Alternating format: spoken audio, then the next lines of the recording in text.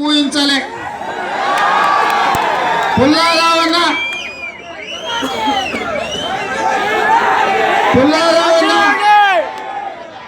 మాకు ఎద్దుల పోటీలు ఉన్నాయి, నువ్వు రావాలంటే ఏదో మామూలు కార్యక్రమం ఏమొస్తానులే అన్నట్టుగా చూద్దామన్నా అని చెప్పిన. కానీ ఒక్కడికి 4 సార్లు ఫోన్ చేస్తే సరే కార్యక్రమం చూద్దామని వచ్చిన. కానీ ఇన్ని వేల మంది అభిమానులను పత్తిపాటి సంపాదిస్తున్నారంటే పుల్లన్న మిమ్మల్ని అందరినీ సమన్వయం చేసుకొని ముందుకెళ్తున్నాడు. కాబట్టి తెలుగుదేశం పార్టీని గుంటూరు జిల్లాలో అధికార పదం వైపు నడిపించడానికి ఉపయోగపడ్డాడు. అయితే ఇవాళ గుంటూరు మిర్చి, ఒంగోలు గిత్త, అన్న నందమూరి తారక రామారావు గారి పౌరుషం దేశంలోనే కాదు విదేశాలలో కూడా దీనికి ఆ గుర్తింపు ఉన్నది. ఇవాళ గుంటూరు మిర్చి గురించి తెలియనోడు లేడు. ఒంగోలు గిత్తకు సాగొచ్చే గిత్త ప్రపంచంలోనే లేదు. నాయకుడు అంటే నందమూరి తారక రామారావు గారే. మడమ తిప్పని అలుపెరగని పోరాటం చేసిన నాయకుడు. మదరాసీలుగా పిలువబడుతున్న తెలుగు వారికి తెలుగు వారి ఆత్మగౌరవాన్ని, తెలుగు వారి పౌరుషాన్ని ఢిల్లీకి తెలియజెప్పిన నాయకుడు అన్న నందమూరి తారక రామారావు గారు. తెలుగుదేశం పార్టీ నాయకుడిగా ఇక్కడికి రావడం ఎంతో ఆనందాన్ని కలిగిస్తుంది. నందమూరి తారక రామారావు గారి ఆశయాలను మన నాయకుడు నారా చంద్రబాబు నాయుడు గారు ఏ విధంగా అయితే ముందుకు తీసుకెళ్ళిండో 2వ తరంలో, ఇవాళ 3వ తరం లోకేష్ గారి జన్మదినం. ఇవాళ నందమూరి తారక రామారావు గారి ఆశయాలను ముందుకు తీసుకెళ్లాలంటే ప్రతి ఒక్క తెలుగుదేశం పార్టీ కార్యకర్తలు, నాయకులు నారా లోకేష్ గారిని ఆశీర్వదించి ముందుకు తీసుకెళ్లాల్సిన అవసరం ఉన్నది. ఇవాళ బాలయ్య గారి సినిమా రిలీజ్ అయింది. గౌతమి పుత్ర శాతకర్ణి. ఇంకొక మాట చెప్పాల్సిన అవసరం ఉంది. ఈ అమరావతి నుంచే ప్రపంచ దేశాలను శాసించింది గౌతమి పుత్ర శాతకర్ణి. ఈ దేశంలో ఉండే చిన్న చిన్న సంస్థానాలను ఏకం చేసి అఖండ భారత్ అనే ఒక భారతదేశాన్ని నిర్మించడానికి ఆనాడు గౌతమి పుత్ర శాతకర్ణి పునాదులు వేసిండని చరిత్ర చెప్తుంది. అయితే ఇవాళ బ్రాహ్మణి పుత్ర దేవాంశ్ కూడా వచ్చిండు. గౌతమి పుత్ర శాతకర్ణి ఏ అమరావతిని రాజధానిగా చేసుకొని ఈ దేశంలోనే సంస్థానాలన్నింటిని కూడా ఏకం చేసి ఈ దేశాన్ని ఒక దారిలోకి తీసుకొచ్చి ఆదర్శంగా నిలబడ్డాడు. మన బ్రాహ్మణి పుత్ర దేవాంశ్ కూడా రేపు భవిష్యత్తులో దేశ రాజకీయాలను శాసించే విధంగా ఎదిగే నాయకుడు అవుతానని ఈ సందర్భంగా చెప్పక తప్పదు.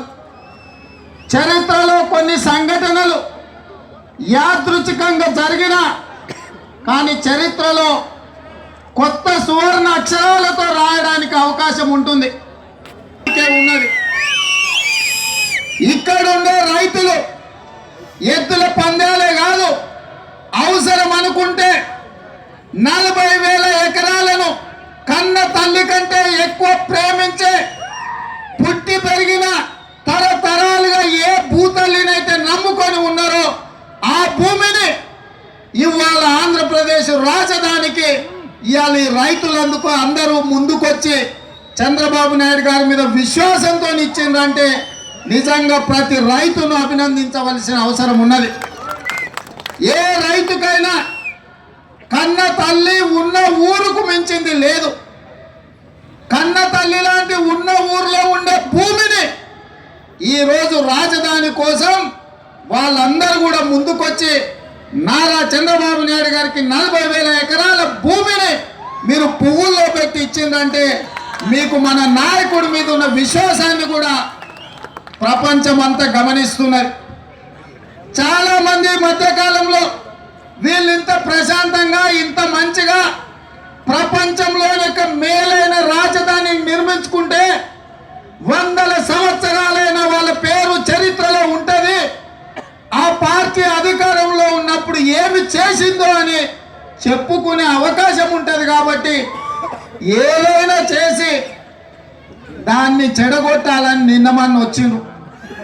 మీరు అందరు చూసిండ్రు కదా. ఆ మధ్య ఒక సినిమా వచ్చింది, సీతమ్మ వాకిట్లో సిరిమల్లె పువ్వు అని.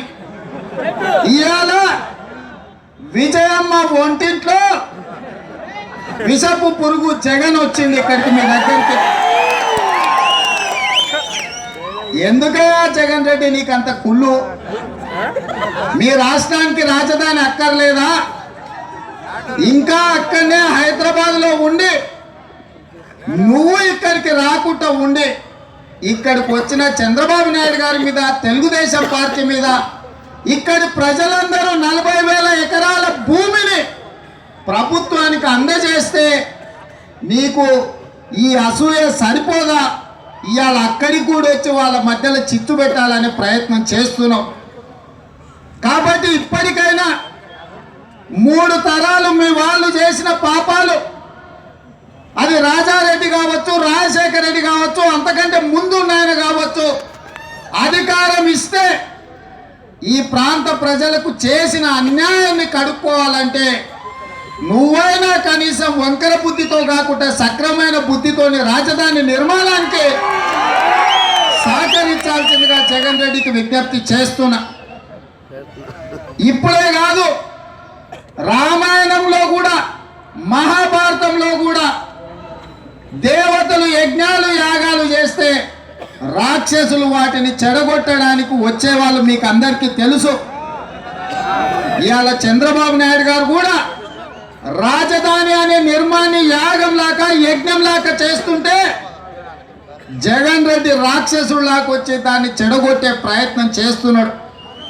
అయినా ఇక్కడి ప్రజలు విఘ్నులు విఘ్నతతోని 40,000 ఎకరాల భూమిని అందించి ఒక మంచి రాజధానిని నిర్మించుకోవడానికి సహకరించింది. ఇవాళ ఏ విధంగా అయితే గుంటూరు మిర్చికి పేరుందో, ఏ విధంగా అయితే ఒంగోలు గిత్తకు పేరుందో, ఏ విధంగా అయితే ఎన్టీఆర్ పౌరుషం అంటే ప్రపంచంలో ఉండే ప్రతి తెలుగు వారు ఆదర్శంగా తీసుకుంటుండో, రేపు నారా చంద్రబాబు నాయుడు గారు కూడా ప్రపంచంలో ఒక మంచి సిటీని ఇవాళ ఖచ్చితంగా మీ ప్రాంతంలో నిర్మిస్తాడనే విశ్వాసం మాకున్నది. ప్రపంచంలో ఉండే ప్రతి రాజకీయ పార్టీ నాయకులకు ఉన్నది. ఎందుకంటే హైదరాబాద్ అంతకుముందు ఏ విధంగా ఉండేనో మీకు తెలుసు. తెలుగుదేశం పార్టీ అధికారంలోకి వచ్చిన తర్వాత హైదరాబాద్ వన్యలు ఏ విధంగా మారినాయో మీకు తెలుసు.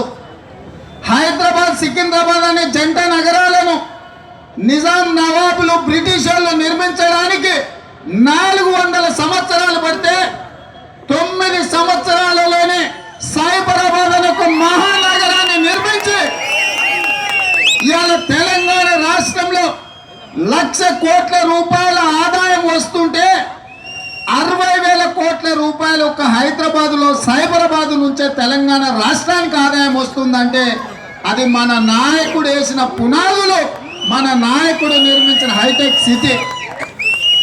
ఇవాళ ఇక్కడైనా ఎక్కడైనా హైదరాబాద్లో ఉన్న ఔటర్ రింగ్ రోడ్డు, హైటెక్ సిటీని, అంతర్జాతీయ ఎయిర్పోర్టును, గచ్చిబౌలిలో ఉండే స్టేడియంలను, అక్కడ ఉండే 100 ఐటీ కంపెనీలను 9 సంవత్సరాలలో మన నాయకుడు తీసుకొచ్చిండు. కాబట్టి ఇవాళ ప్రపంచంలో హైదరాబాద్కు ఒక గుర్తింపు వచ్చింది. 2008లో మన్మోహన్ సింగ్ అమెరికాలో న్యూయార్క్ పట్టణంలో ఒక సమావేశానికి వెళ్తే, ఒక కాన్ఫరెన్స్కి వెళ్తే American president we have New York city అని చెప్తే Indian prime minister yes we have Hyderabad city అని చెప్పి హైదరాబాద్ సిటీ గురించి చెప్పుకున్నాడు. మీకు న్యూయార్క్ పట్టణం ఎట్లుందో భారతదేశంలో మాకు కూడా హైదరాబాద్ అనేది ఉంది అని చెప్పి కాంగ్రెస్ పార్టీ ప్రధానమంత్రి మన్మోహన్ సింగ్ చెప్పుకున్నాడంటే ఆ హైదరాబాదును అభివృద్ధి చేసిన చరిత్ర అది తెలుగుదేశం పార్టీది, చంద్రబాబు నాయుడు గారిది. హైదరాబాదు మత కల్లోలతో అట్టుడికి పోతుంటే అన్న నందమూరి తారక రామారావు గారు ముఖ్యమంత్రి అయినాకనే ఈ మత కల్లోలాలను అణిచివేసి హైదరాబాదులో పెట్టుబడులు రావడానికి పునాదులు వేసాడు. ఇవాళ ఎవరైనా హైదరాబాద్ గురించి మాట్లాడుకుంటున్నారంటే మీకు అందరికి కూడా హైదరాబాదు నగరం మీద ప్రేమ అభిమానం ఉన్నదంటే అది మన నాయకుడు అభివృద్ధి చేసిండు కాబట్టి ఆ పట్టణం మీద మీకు అందరికి అంత మక్కువ ఉన్నది. ఇవాళ అనుకోకుండా విడిపోయినా ఈ అవకాశాన్ని అందిపుచ్చుకొని అమరావతి అనే ఒక మంచి నగరాన్ని మన నాయకుడు నిర్మిస్తాడు. మీరందరూ కూడా చంద్రబాబు నాయుడు గారికి చేయూతనిచ్చి నారా లోకేష్ గారికి మద్దతునిచ్చి కొత్త నగరాన్ని నిర్మించుకోండి. ఈ దేశంలో హైదరాబాద్కి ఎంత ప్రాధాన్యత ఉందో అంత ప్రాధాన్యతను అమరావతి సిటీకి తెచ్చుకోండి అని తెలియజేస్తూ మీ అందరి దగ్గర సెలవు తీసుకుంటున్నా. జై హింద్, జై తెలుగుదేశం.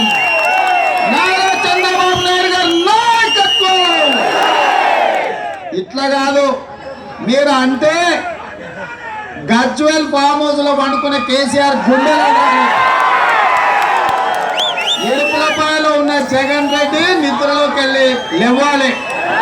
నారా చంద్రబాబు నాయుడు గారి నాయకత్వం, నారా చంద్రబాబు నాయుడు గారి నాయకత్వం. ధన్యవాదాలు సోదరా.